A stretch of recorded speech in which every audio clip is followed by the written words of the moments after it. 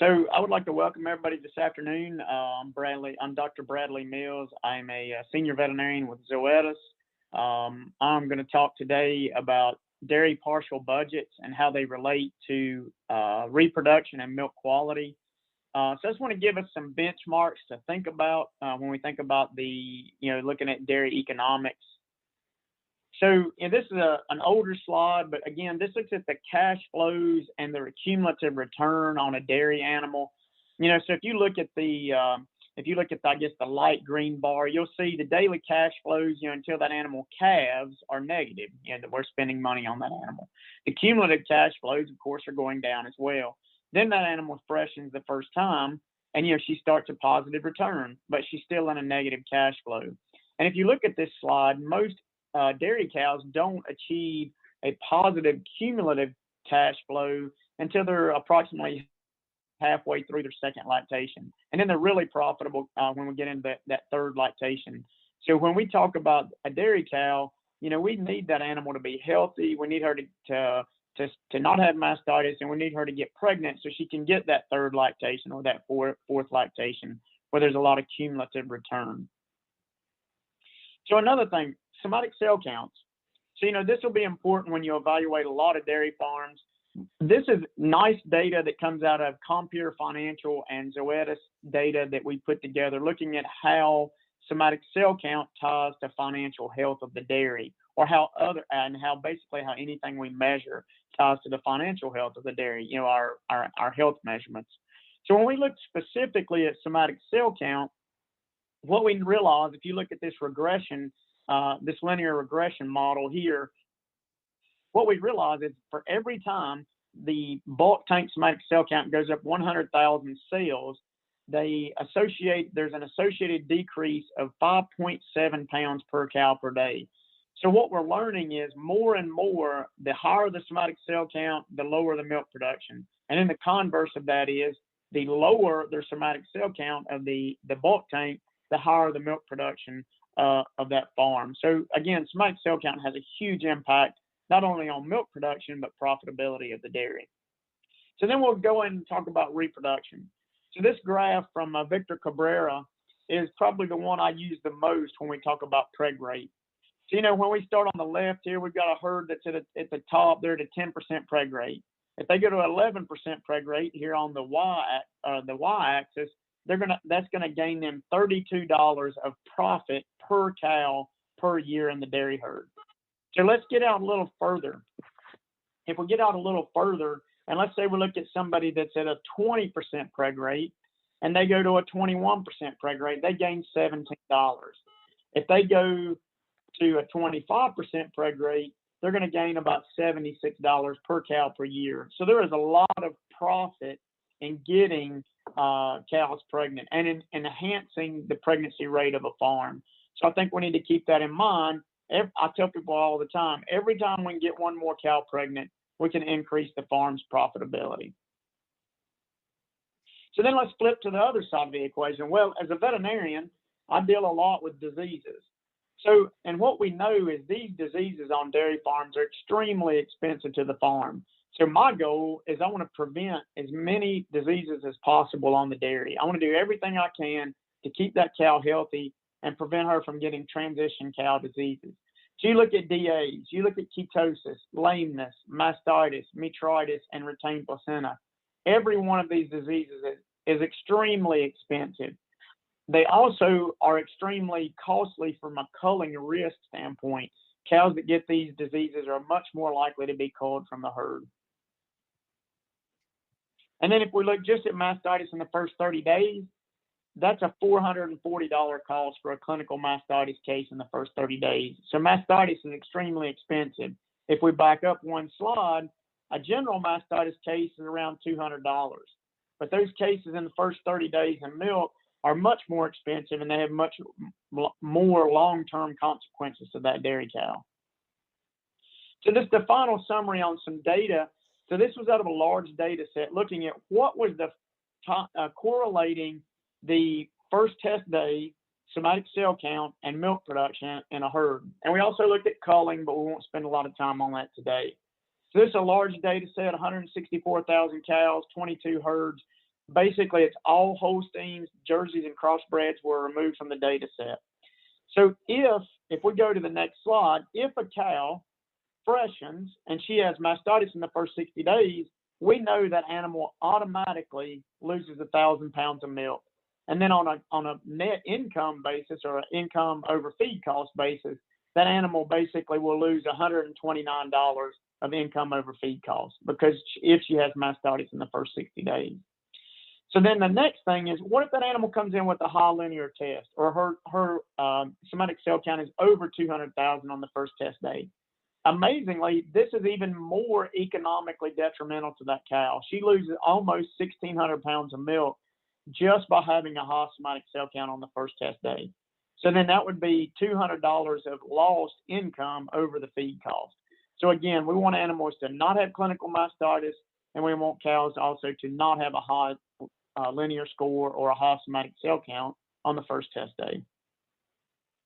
And then finally, how do we manage through that? We're going to control the environment. We're going to treat the cows to resolve dry period infections. We're going to look at using an internal teat sealant, and of course, we'll also use a core antigen vaccine to help with the health of those cows. So now let's move on to the economic part of this analysis. So now we've got some data and some numbers to think about, but now we want to look at what we can do to evaluate changes on the dairy, and are they a profitable decision? So there's a couple that we could look at. Partial budget, that's what we're going to talk about today. Payback period, we won't talk about that today, but some farmers use that. Return on investment, I'm sure you've talked about that already, and of course, return on equity.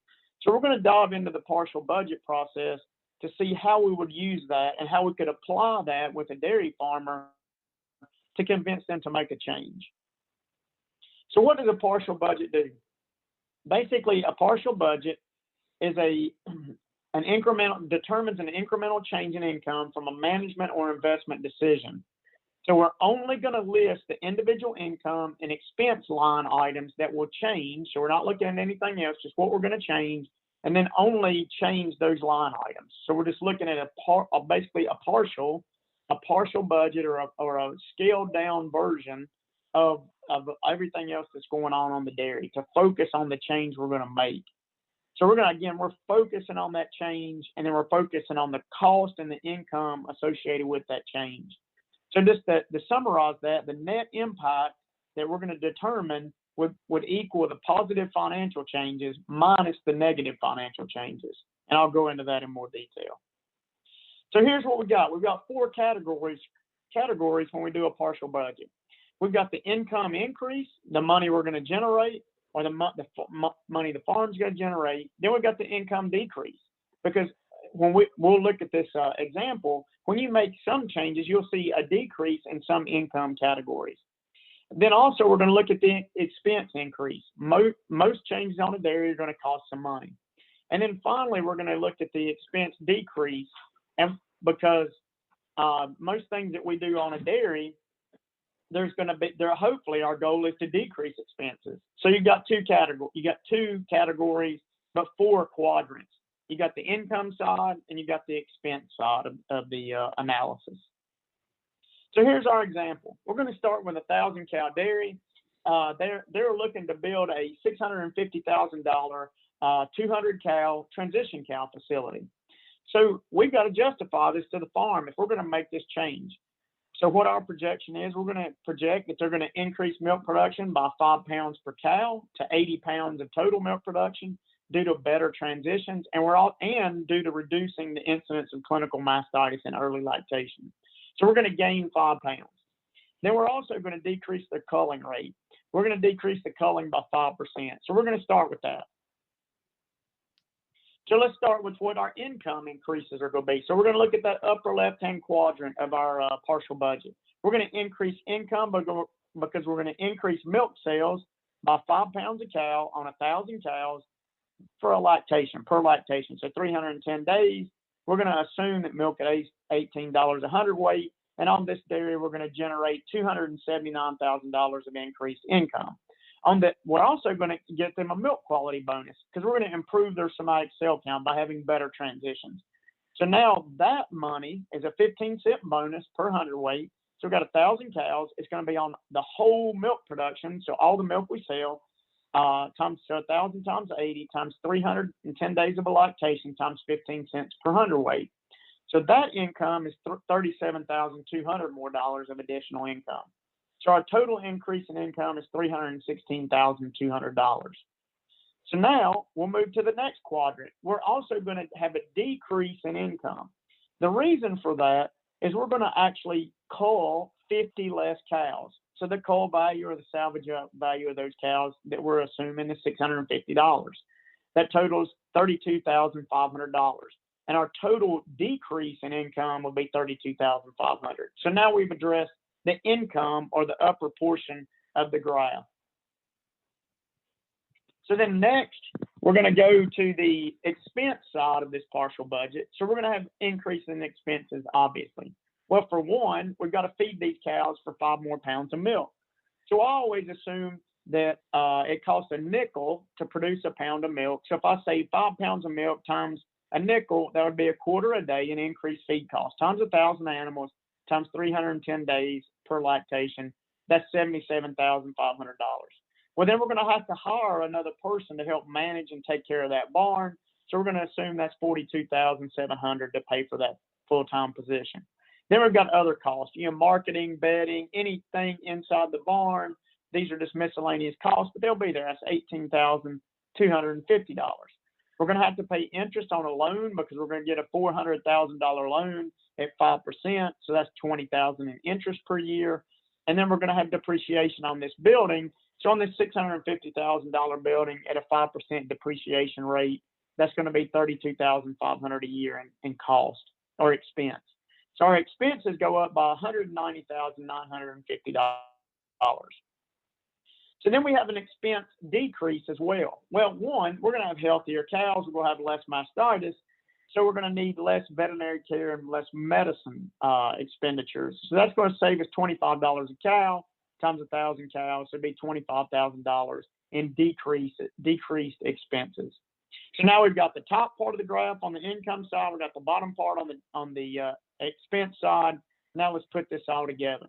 So we're back to our quadrants. So we got a $316,200 increase in income. We've got a decrease in income of $32,000. Then we've got an expense increase of $190,000 per year. But then we've also got an expense decrease of $25,000. So now we've got to add all this together. So we've got an income increase of $316,000, and then we've got an expense decrease of $25,000. Those are positive, so I'm going to add those two together. So $316,000 and $25,000 would be $341,200. Now we're going to subtract our basically cost in this partial budget. So the first cost would be the decrease in income. So we're going to take off $32,500 because we're not culling those cows. Then we've got to pay for the building. We've got to pay those other costs. So now we're going to take off that other $190,000. So if you think about this, you're adding the income increase to the expense decrease. That's your total dollars you're going to generate, and you subtract the expenses. So you subtract the straight expense of $190,000, and you subtract the basically lost income of $32,000. When you do that, you end up with a net profit of $117,750. That would be your net income that you would generate. So just kind of thinking ahead, and I'm going to flip back right quick. So again, you add together $316,200 and $25,000, so that's $341,200, and then you subtract $32,500 and the $190,950, and then the bottom line is your net impact of adding this example transition cow facility is a net income or a net impact, positive net impact of $117,750 of increased income to the farm. So now there's some considerations around that, like, okay, what are goals of the producer and the lender when we think about this? So as a producer and a lender, it's good to have common goals. So one, both parties want the farm to achieve higher operational profitability. Both parties want to have better cow comfort and better cow health. And also, both of the parties want to maintain and enhance asset values by modernizing and upgrading the facilities as much as possible. You also want to build capacity to grow. So again, you both have that goal. You want to build capacity.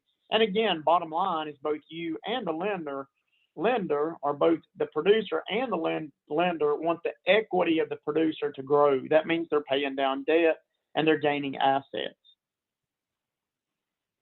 So then there are some differences. Think about the lender. If you're looking at this as a lender and you're looking at a partial budget, the lender wants a lot of equity. He wants that 40 to 50% equity position because, again, he doesn't want to risk losing equity. The lender is also focused on stability. He wants to make sure that there's profitability in the operation and that there's cash flow to maintain that profitability or maintain paying bills.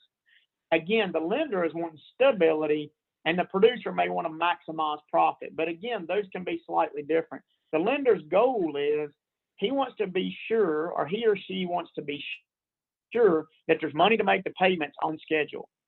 And then finally, the lender wants to ensure that there's working capital to maintain for unseen adversities, for the black swan events, for the coronavirus event that's going to come in the future that we can't predict. The lender wants to make sure that there's capital in the farm system to take care of those shocks that can occur that we can't see. So let's go back to our 1,000 cow partial budget analysis. We're at 1,000 cow dairy. They're going to build a 650,000 cow transition barn. Their net worth is $3 million, but on $7 million of assets. So that means they owe $4 million to the bank. They have a 43% owner equity position. In 2017, they had a net loss. They were breaking even in 2018, and they made profit in 2019. Their borrowing base capacity is $500,000 or $500 per cow. So now let's look at further building that barn. So their potential increase in annual profit from building this facility is basically $117,750. So if they take $117,750, divide it by the $650,000 investment, their return on that investment is 18.1%. That's a good number. That's a good investment. To pay for this facility, though, may be the challenge. They're going to take out $250,000 on their cow loan. That's their borrowing base. They're going to take $250,000 on that to make the down payment on the facility. Then they're going to go borrow $400,000 on a real estate loan to actually finish building the facility. That's how they're going to get the $650,000. So now let's go back and run our numbers. Well, now the producer has more assets, but again, his ownership or his equity decreased. So now his equity is down to 39%, where our lender wants him to be between 40 and 50. His borrowing base has been cut in half. He took $250,000 to make that down payment on the facility, so that cut him down to $250 per cow of borrowing base availability. So then the other thing is now his profitability goes from break even to positive. So let's say he was a break even in 18, slightly positive in 19, but we're gaining $117,000 of additional income. So again, if you're the lender on this partial budget here, the lender would say that this is likely a stretch because one, the lender's equity or the borrower's equity position is decreasing. What we're going to have to do if we're a consultant is we're going to have to help the farm and work with the lender to convince that lender that this profit increase is highly probable. And I think that's why you be conservative on a partial budget. That partial budget, you want to be conservative so that you can say, look, that $117,750 return that I've projected, here's my numbers, here's where they come from, and you prove that to the lender. And then finally, the lender would probably require an economic projection for the entire dairy. They would probably want to see the whole picture. They would want to get a whole picture of what was going on at the dairy so that they could know that, okay, if I lose 4% equity, I go from 43% equity to 39%. that I can still be a functional dairy. And I think this is where the beauty of a partial budget comes in. That partial budget, can show that we can make a good decision for this dairy to improve their milk production, decrease their clinical mastitis, and also and generate more profit. So in summary, producers should evaluate incremental profitability and ROI on significant investments. And I think that's why we do a partial budget. You think you've got the top side of the partial budget where you've got the income increase. You increase your income. That's the bottom line. Well, on a dairy farm, most of our income comes from milk production. So whatever we do on a dairy, it really needs to increase milk production. But there could be a decrease in income. If we look at our example, we decreased our income because we had less cows to sell or less cows that got culled. But that is a decrease on that partial budget. Then if you think about the expense side of that partial budget, you want to remember that bottom two quadrants, you are going to have expenses. So in this scenario, our expenses, I'm going to flip back to that right quick. So in this scenario, when we look at the partial budget expenses, we have several increases. We've got feed costs, we've got labor, we've got bedding materials, we've got maintenance on the building, we've got the power that's going to go in there to run the lights in that building. Then we've got the interest costs with the lender, and then we've also got the depreciation cost of that building, because guess what? When we build a building, it depreciates over time. We've got to know at the end of that time period, we've accounted for that depreciation so that we could pay and it saved the money to build another building.